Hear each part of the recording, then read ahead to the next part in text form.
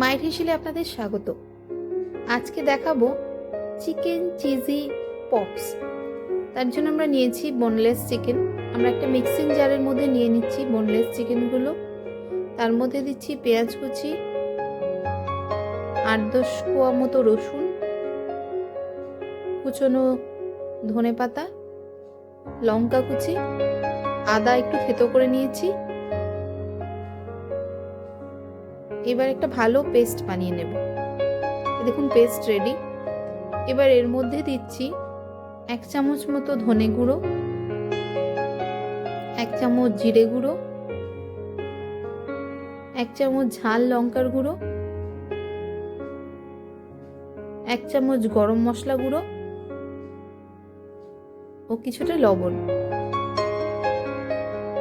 আর দিচ্ছি সরু সরু করে কেটে নেওয়া পেঁয়াজ কুচি এবং রসুন কুচি। এবার ভালো করে মাখিয়ে নেব।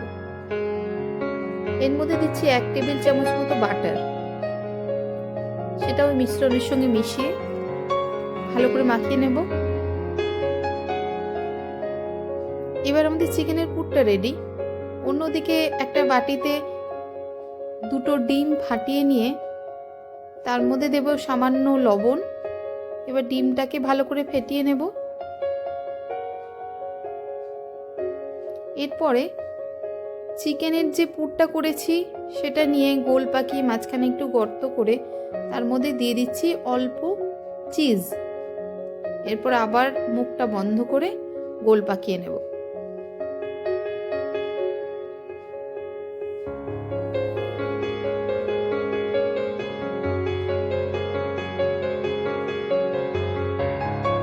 এবার চিকেনের বলটা একবার ডিমের গোলাতে চুবিয়ে নেব, তারপরে ব্রেড ক্রাম্বসে,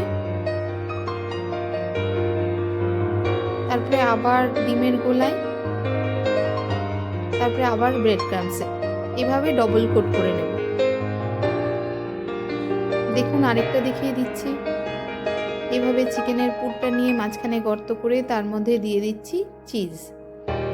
মুখটা বন্ধ করে গোল পাকিয়ে নেব, তারপরে ডিমের গোলায় চুবিয়ে নেব,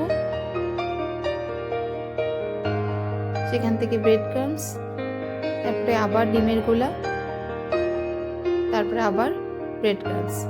এভাবে একে একে সমস্ত চিকেন পপসগুলো গড়ে নেব। কড়াইতে সাদা তেল দিয়ে মিডিয়াম ফ্লেমে এই পপসগুলো ভেজে নিতে হবে।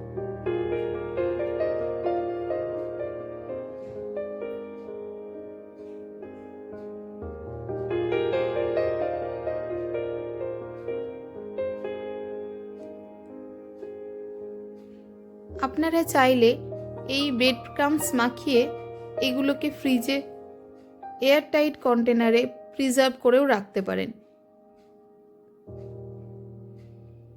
এভাবে দেখুন উল্টে পাল্টে নিয়ে লাল করে ভেজে নিচ্ছি বলগুলো। এবার আপনাকে একটা ভেঙে দেখাবো। দেখুন ভেতরে চিজটা কত সুন্দর মেল্টেড অবস্থায় রয়েছে। আমাদের tasty cheesy chicken pops ready and served. Recipe দেখার জন্য ধন্যবাদ।